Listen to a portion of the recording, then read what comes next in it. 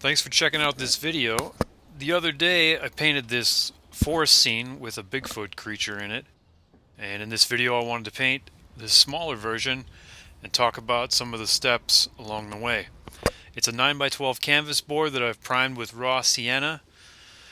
The colors I'm using are titanium white, green gray, dioxazine purple, and burnt umber. I made a loose sketch of my scene, just deciding where some of my largest trees ought to be, and my creature, of course. The scene is inspired by some trees here in the Olympic Peninsula in Washington, and Bigfoot, of course, is an important part of that.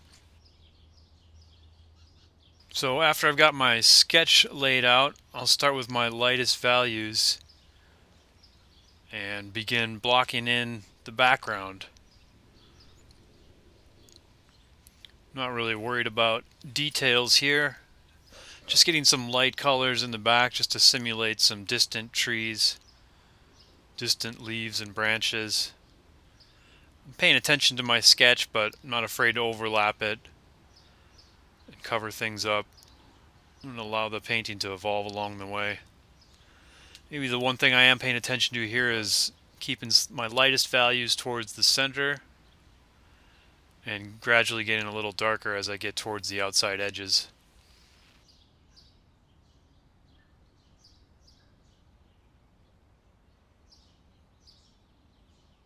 I'll get a little bit darker with my value and start blocking in some tree shapes.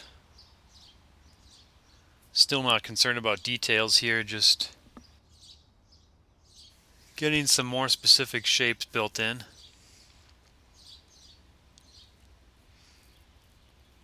Try to create some variety in the color value and the size and shape of the trees.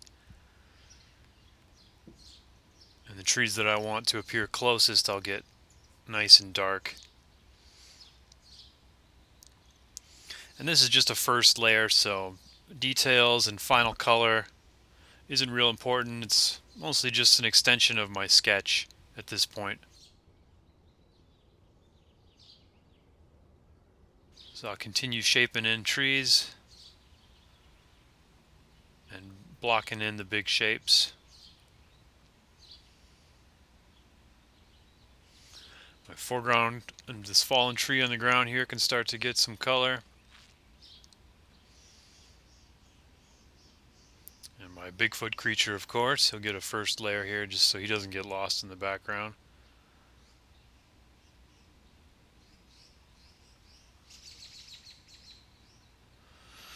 The painting will go through an ugly stage here where the details are missing and the colors aren't right, but it's just a foundation for things to come later on. Just get some darker color here in the foreground and maybe just simulate some ground cover with a really loose brush stroke.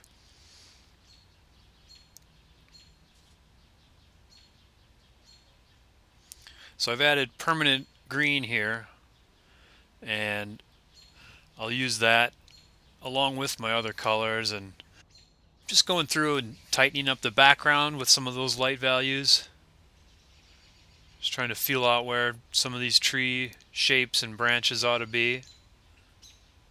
Filling in some of the empty space. Creating some areas where the light peeks through the forest. And just sharpening up some edges here and there.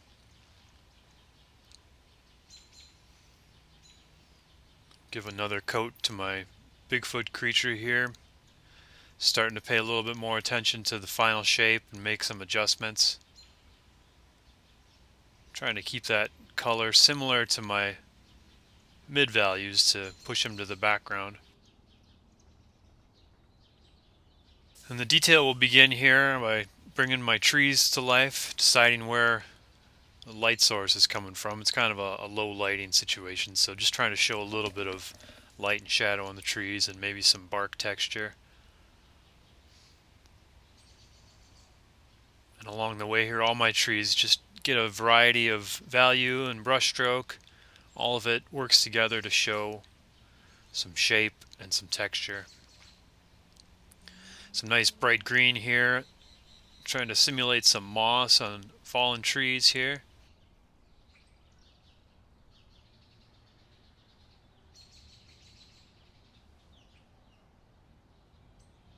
And then the details of all the leaves and ferns start to get built in. When I'm out in the real forest, there's so much detail, but it all can just be used as inspiration, and you can pick and choose the colors and the details you want to include in your own painting. Starting to get brighter with some highlights here, and that will really start to show some depth to some of these surfaces. That bright green moss. Really using a really loose brush stroke here, just the corner of the brush, rocking and tilting it, trying to have unusual shapes. I've added yellow oxide and red oxide here to give another color set to my trees and my tree bark. And the way I paint, I like to move around the painting and use colors in a lot of different places where they might occur. Some tree branches here on my foreground trees for good measure. And then one last layer of some nice bright highlights and details. Little leaves, ferns, and all sorts of little splashes of color just to help create that illusion of all the bits and pieces that make a forest.